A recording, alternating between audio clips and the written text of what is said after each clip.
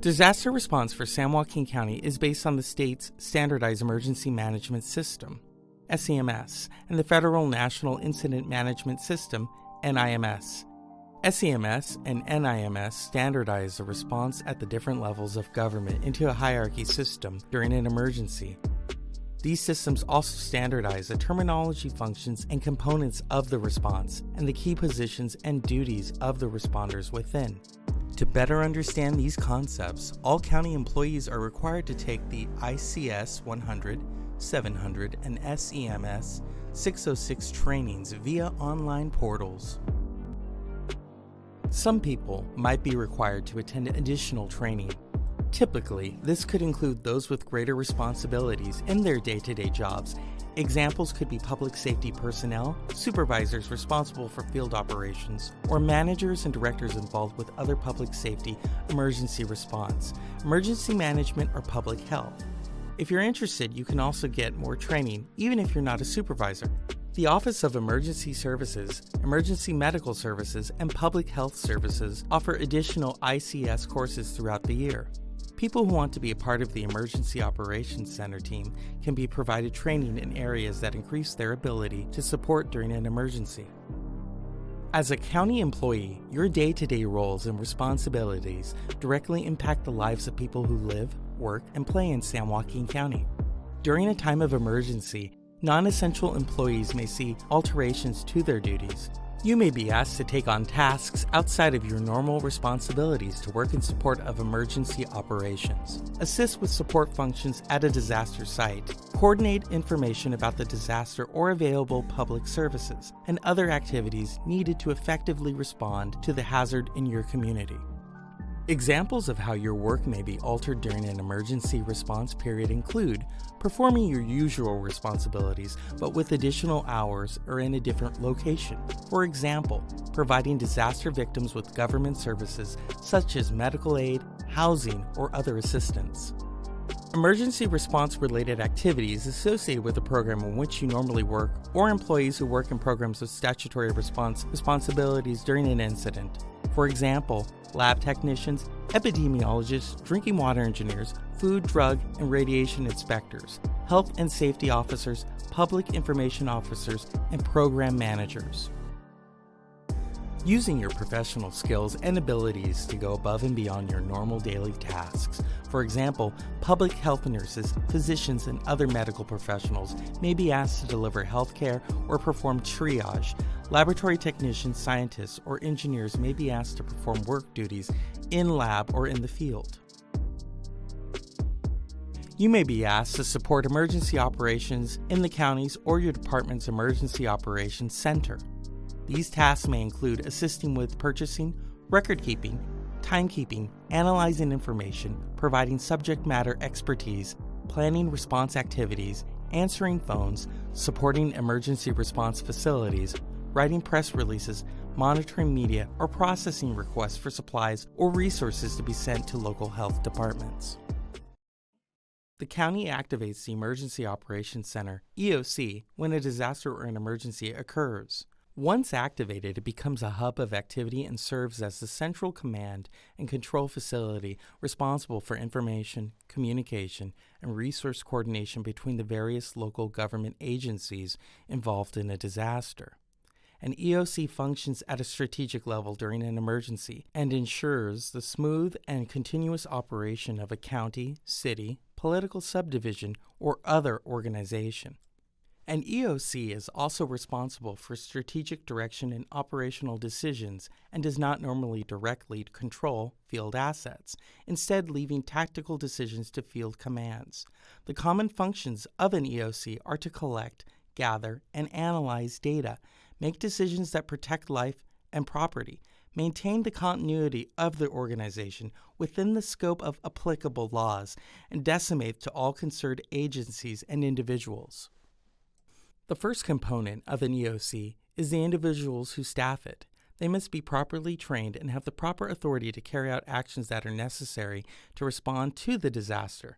They also must be capable of thinking outside the box and creating a lot of what-if scenarios. The local EOC's main function during an emergency is to support the incident commander. The second critical component of an EOC is the communication system. This can be from the simple word of mouth to sophisticated encrypted communications networks, but it must provide a redundant path to ensure that both situational awareness information and strategic orders can pass both into and out of the facility without interruption. To ensure the continuity of operation, backbone components of the communication system are not normally located at the EOC. The EOC can change your normal schedule or require overtime during an emergency. Your DSW supervisor will determine your work hours and manage an equitable schedule during long-term disasters. Although there is no limit to the number of days a DSW can be assigned to an emergency, the EOC continually monitors and evaluates resource needs during an emergency to maintain only those personnel required to achieve objectives. Some departments have specific disaster response duties that employees are trained to fulfill. Employees who do not have a specific disaster assignment and have not received specific training may be asked to perform general duties as assigned under the DSW program. The Federal Emergency Management Agency, FEMA, requires training exercises be performed to help the county be properly prepared to handle disasters of varying proportions. During these exercises, staff will practice in their designated positions in different disaster scenarios. As a disaster service worker, you may be called upon to participate in these exercises at the county's EOC. Threats of hazards and potential disaster are always present in San Joaquin County. Some incidents occur every day and are easily resolved at the local level. FEMA emphasizes that communities should take an all-hazards approach to planning. Threat, vulnerability, and risk are metrics that collectively describe the likelihood and potential impact of a hazard on a community. Based on these factors, the San Joaquin County Office of Emergency Services identifies and organizes planning efforts for such hazards. The current identified hazards in San Joaquin County include traffic accidents, chemical spills, or hazardous material incidents, earthquakes, fires, and floods. Interstates 5, 205, and 580, as well as highways 99, 12, 88, 4, 120, 132, and 26 are major transportation routes through the county. Interstate 5 and Highway 99 run north and south, while highways 4, 12, 26, 88, 120, 132, and Interstates 205 and 580 run east and west. These major highway and freeway routes would be highly utilized by both county residents and tourists as possible evacuation routes in event of an emergency. While traffic accidents are a frequent occurrence within the county, they are typically low impact to the general population. Chemical spills or hazardous material incidents have a higher impact but are typically less frequent at a large-scale event. Trained responders within San Joaquin County are able to assist in responding and containing these hazards. San Joaquin County has a small number of minor fault lines within its jurisdiction. Earthquakes that might occur due to them are considered a low-frequency, high-impact incident. Improved building codes have led to the reinforcement of buildings against earthquake damage, lessening the impact when one does occur. As part of the California Catastrophic Earthquake Plan, San Joaquin County would be involved in evacuation efforts, including housing and assisting evacuees. Wildland fire areas in San Joaquin County are minimal and are largely agricultural in nature. Urban fires like structures and industrial are much more frequent and can have higher impacts on residents of the county. Floods in San Joaquin County are less frequent, but historically have high impacts on residents. Additional mitigation efforts have been made to reduce the impacts or damages caused by flooding. Over 50 reclamation districts maintain the levees along the McCollum, Calaveras, Stanislaus, and San Joaquin rivers within our county. It is your responsibility to prepare yourself for disaster service duties by ensuring that you and your family are ready for an emergency. Do you remember the last emergency that occurred in your area? Was it a power outage affecting your home? Was there a fire or accident affecting the way you drove to or from your house? Was there an issue at your child's school that caused them to have to evacuate or shelter in place? The best way to know what's happening is to sign up for alerts. San Joaquin County has partnered with Everbridge to implement a community notification system. SJ Ready alerts to alert residents about emergency events and other important public safety information. This system allows San Joaquin County to provide you with critical information quickly in a variety of situations, such as severe weather, unexpected road closures, and evacuations in neighborhoods and buildings. You can also opt into receiving alerts from you or your child's school, the National Weather Service, or other relevant alerting systems if you live outside of San Joaquin County. Local alerting systems include StanAware for Stanislaus County, Everbridge Citizen Alert for Tuolumne County, Merced County Emergency Notification System, Sacramento Alert, and Calaveras Alert. Does your family have a disaster kit assembled at home? Have you completed a family communication plan? Do you have extra cash on hand? These are some of the very important actions to take in advance of an emergency. As you prepare, tailor your plans and supplies to your specific daily living needs and responsibilities. Discuss your needs and responsibilities and how people in your network can assist each other with communication, care of children, business, pets, or specific needs like operating medical equipment. Create your own personal network for specific areas where you need assistance. Keep in mind some of these factors when developing your plan. Different ages of members within your household, responsibilities for assisting others, locations frequented, dietary needs, medical needs including prescriptions and equipment, disabilities or access and functional needs including devices and equipment, languages spoken, cultural and religious considerations, pets or service animals, and households with school-age children. Creating your family communication plan starts with one question: what if? What if something happens and I'm not with my family? Will I be able to contact them? During a disaster, you will need to send and receive information from your family. Communication networks, such as mobile phones and computers, could be unreliable during disasters. Electricity could be disrupted. Planning in advance will help ensure that all the members of your household, including children and people with disabilities, know how to reach each other and where to meet in an emergency. After an emergency, you may need to survive on your own for several days. Being prepared means having enough food, water, and other supplies to last for several days. A disaster supplies kit is a collection of basic items your household may need in the event of an emergency. A basic emergency supply kit could include the following recommended items: water, 1 gallon per person per day for several days for drinking and sanitation. Food, at least a 3-day supply of non-perishable food. Battery-powered or hand-crank radio and an NOAA weather radio with tone alert. Flashlight, first aid kit, extra batteries. Moist towelettes, garbage bags, and plastic ties for personal sanitation. Wrench or pliers to turn off utilities. Manual can opener for food. Cell phone with chargers and backup battery. Important family documents such as copies of insurance policies, identification, and bank account records saved electronically or in a waterproof, portable container. Sleeping bag or warm blanket for each person. Complete change of clothing appropriate for your climate and sturdy shoes. Matches in a waterproof container. Feminine supplies and personal hygiene items. Mess kits, paper cups, plates, paper towels, and plastic utensils. Writing implements such as paper and pencils. Books, games, puzzles, or other activities for children.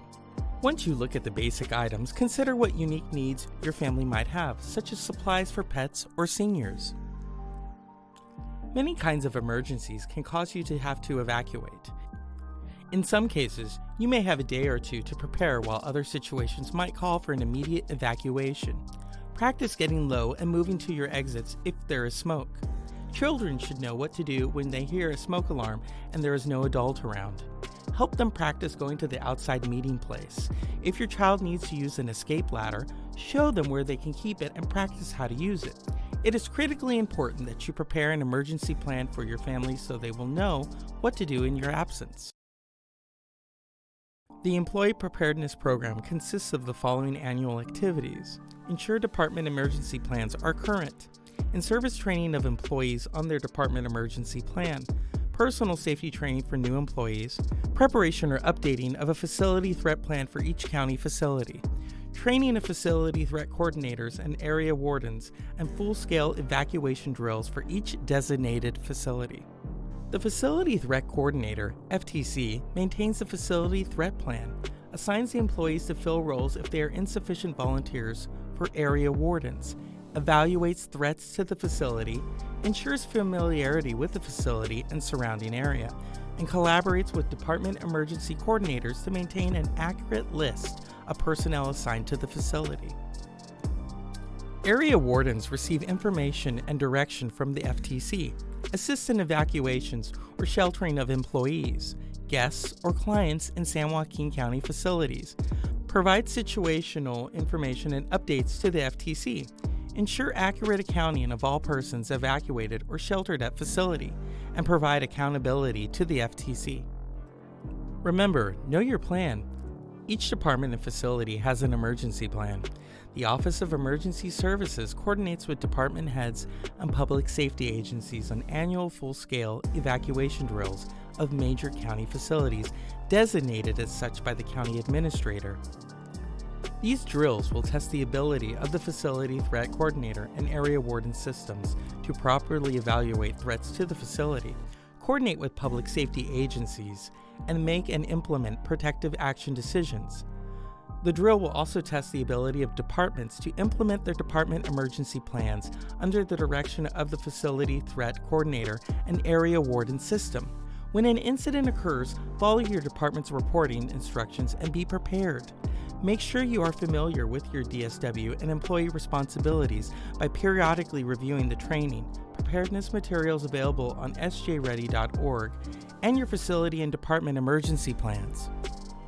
Department emergency plans will ensure that employees know how to properly notify public safety agencies and their facility threat coordinator of threats that they perceive or learn about. Inspect their areas for objects or information at the request of the facility threat coordinator and properly report results. Evacuate their workstations to an external assembly area and efficiently account for staff and persons in their care or custody, and know how to shelter in place in their work area. Maintain a fire plan as required by law, and maintain a basic business continuity plan. Departments must annually ensure department emergency plans are current for each facility in which department staff are permanently assigned, provide in-service training to the department employees, and participate in annual evacuation drills for each designated facility in which they have staff. Facility threat plans are intended to establish an emergency structure and process in each county facility that can evaluate threats, work effectively with public safety agencies, direct and supervise protective actions of employees of all departments in the facility. These measures ensure that the facility threat coordinator can communicate instructions and information to all employees in the facility through a network of wardens and other means, make timely and appropriate protective action decisions in the face of a threat, and communicate appropriate protective action orders to employees and effectively supervise the implementation of evacuation, shelter in place, or other protective actions by employees in their facility. If there is an emergency and you must evacuate, get out. Make sure you know your exits when in a room, both primary and secondary. You should move with purpose. Do not run, but do not take your time. Get out before sharing any details on social media. Once out of the building, report to your assembly area. Know where you need to be and get there. Do not make any unnecessary stops or detours. Make sure you are accounted for and find the person checking people in and make sure they check you in. Await further instructions. Management will make the decision whether to release you or not. If you are told to shelter in place or lockdown, it is usually safer to stay in than to evacuate. If there is a hostile person, remember, run, hide, or fight. Your main priority should be to create a separation between you and the threat. Try to notify others or call 911 if possible. More information about violence in the workplace can be found in the county's workplace violence prevention courses.